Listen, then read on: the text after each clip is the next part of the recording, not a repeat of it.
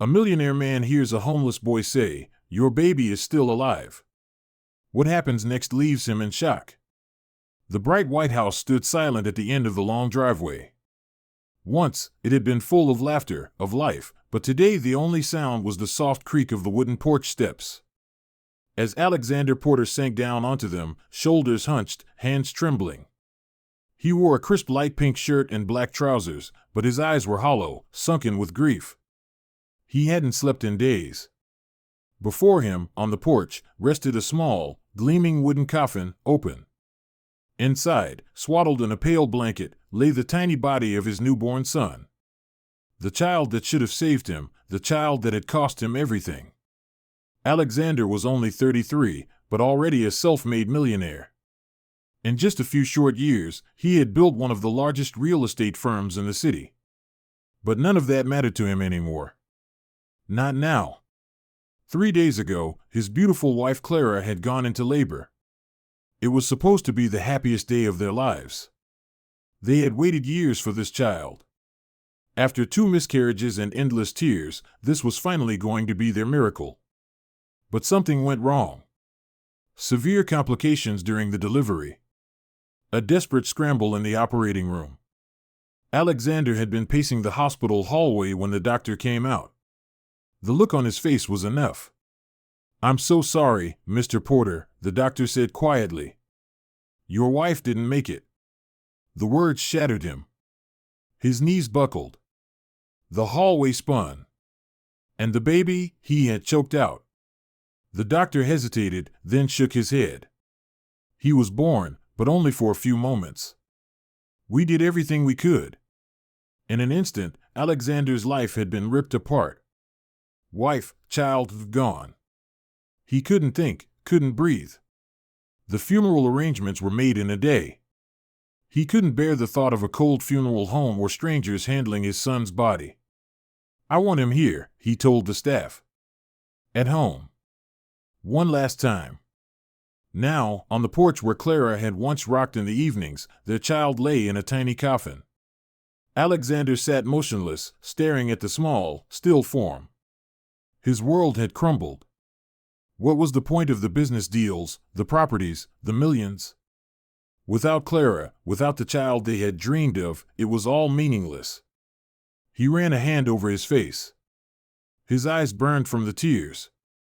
He couldn't stop seeing Clara's face, her final smile when she had been wheeled away. "We're going to meet our son soon," she had whispered. And now she was gone. So was the baby. Or so he thought. Alexander hadn't noticed the small figure approaching the porch. A young black boy, maybe 7 or 8, barefoot, thin, wearing a filthy oversized blue t-shirt and ragged brown shorts. His skin was streaked with dirt. His arms and legs were scratched. A homeless child. The boy had wandered past the big house, drawn by the sight of the open coffin on the porch. At first, he stood far off, watching quietly. Then he crept closer, eyes wide. He could see the baby inside, so small and still. But something made him stop. The baby's chest moved. Just barely. The boy blinked, rubbed his eyes, and stared harder. A faint breath. A flutter beneath the blanket. He looked up at the man on the steps. "Mister," the boy called softly. Alexander didn't respond. He sat frozen, lost in grief. The boy edged closer, pointing now at the baby. "Mister, your baby, he's alive." Alexander's head snapped up, his hollow eyes narrowed. "What?" The boy pointed again, more urgently. "I saw him move. He's breathing." Alexander's heart slammed in his chest. No, surely not. The doctors had said. But something in the boy's voice, and those clear, desperate eyes, made him turn. He shot to his feet and stumbled toward the coffin. Leaning over, breath held, he stared at his son's tiny form. And then he saw it. The faintest rise and fall of the chest. Barely there, but there. Alexander's throat closed. His hand shook violently as he reached down, brushing his fingertips across the baby's cheek. Warm. Soft. Warm, not cold, not gone. He gasped, staggered back. Oh my God. His mind reeled. The doctors had said dead. They had signed the papers. But the boy, this child, this homeless boy, had seen the truth. Alexander spun toward him. Stay here, he choked. Don't move. Fumbling with his phone, adrenaline crashing through his veins, he dialed the emergency line. My baby is alive, he shouted. Send help now. I need an ambulance. He's alive. His legs nearly gave out as he clutched the edge of the porch, breath ragged. The boy stood silently, watching him. Moments later, Alexander turned back, eyes wet. You saved my son, he whispered. And deep inside, something shifted. A spark of hope, of life breaking through the darkness. Alexander stood frozen, heart hammering. His mind spun wildly as sirens began to wail in the distance. The boy, this little stranger who had just saved his son, stood quietly near the porch, watching with wide eyes. Moments later, paramedics rushed up the steps. Alexander met them at the door, voice trembling. He's alive. He's alive. Please, save him. They quickly assessed the newborn. Oxygen was administered. The baby's weak pulse detected. There was no time to lose. We need to get him to the hospital now, one paramedic said sharply. Alexander climbed into the ambulance, his hand never leaving the baby's tiny one. His world, moments ago shrouded in despair, was now flooded with a terrifying hope. As they sped through the city, Alexander looked down at his son. Hang on, little one. Please hang on. At the hospital, a team of specialists waited. The emergency room sprang to life. Machines beeped. Doctors and nurses moved with practiced urgency. Alexander stood nearby, fists clenched, barely breathing. Time crawled. Minutes felt like hours. Finally, Dr. Adams, the neonatologist, approached him. Mr. Porter, your son was in an extremely weak state, but he's stabilized. He's going to make it. Alexander's legs gave out. He collapsed into a chair, head in his hands, sobbing. My boy. When he finally looked up, a thought struck him hard. The boy. The one who had saved his son. Alexander rushed back to his house. The paramedics were gone. The crowd had not gathered.